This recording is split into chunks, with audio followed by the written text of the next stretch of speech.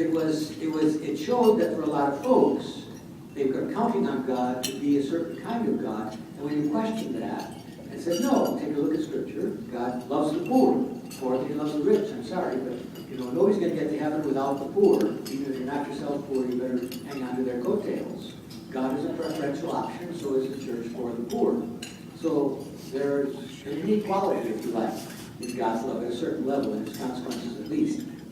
So how we understand who God is a public question, and it's up to us to figure out how he acts.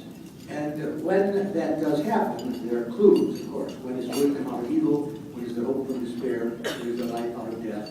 There are general clues, but when you look at that, you say, that's the hand of God. Sometimes we say it's a miracle, but it's the hand of God for sure. And it's an attempt to bring a perspective to public life without giving any particular answers sometimes, but at least to get behind public life in such a way that you can have a different take on it, and the public conversation will be changed. The relationship to God, which is what religion is about, is a tie to God. Benedict XVI says it begins with an encounter with the risen Christ as a Christian. And then you want to know more about it, so there's catechesis. You want to know how to follow it, so there's moral theology. But if you don't have the encounter, it's just ideas and rules, and it doesn't make any sense. So if you have that encounter, that will change your perspective. This morning I came from the Cancer Survivors Mass that the Resurrection Healthcare System has every year. I'm a cancer survivor. And I tried to trace that in the people in front of me, and they all knew what I was talking about.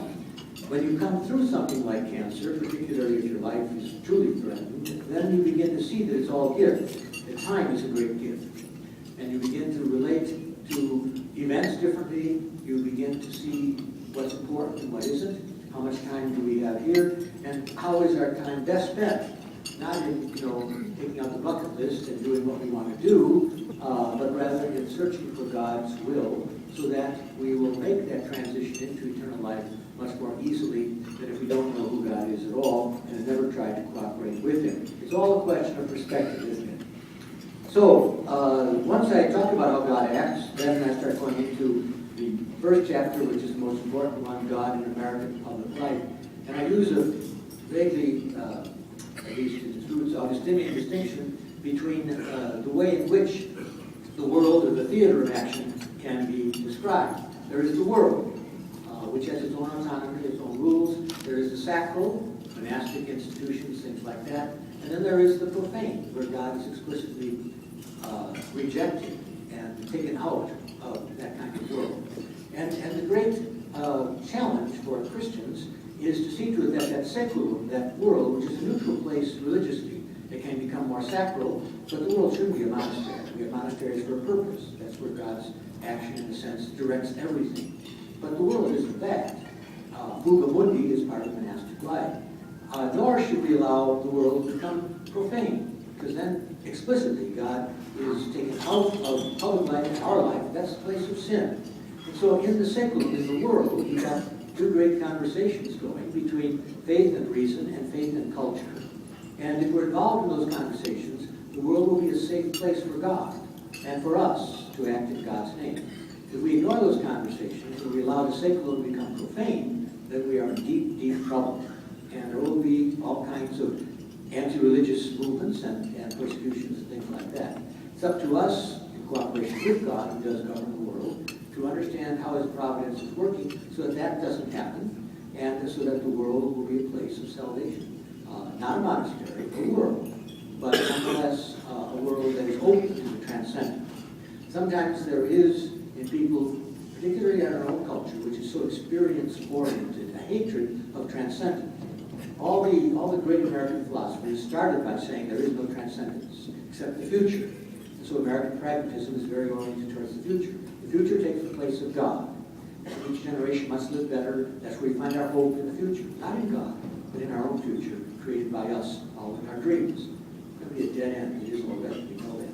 So we come in and we say, no, there is something transcendent to our experience that loves us, governs us, and guides us. Hook into it, and then the future will take care of itself. That's where we find our hope, not in the realization of our own plans. That perspective is losing ground in public life, and more it loses ground in public life, the more danger we're in as religious people. Most of all, the more danger we're in as free people. So there are people who look then at the theater of the profane, the world, the secular, and the sacral, and say there are individuals with their rights. That means that political discourse is the highest kind of discourse, and God tends to look like us if we think about God at all. But the church looks rather at people and doesn't just see individuals and their rights. That's the political arena, and it's very small. That's fine. In our kind of social contract society, based on 17th century theories, that's okay. But if that becomes, if the political becomes the highest level of discourse, then we do lose the transcendent, and so the church looks at people and sees not just individuals and their rights collective, but rather persons and their relationships. And relationships are unequal. They're supposed to be. And persons have an infinite depth that enables them to do more than to command or demand that their rights be respected by others. A person is a free gift to all other persons. And in that sense, the family is a far more important understanding of how we are as people.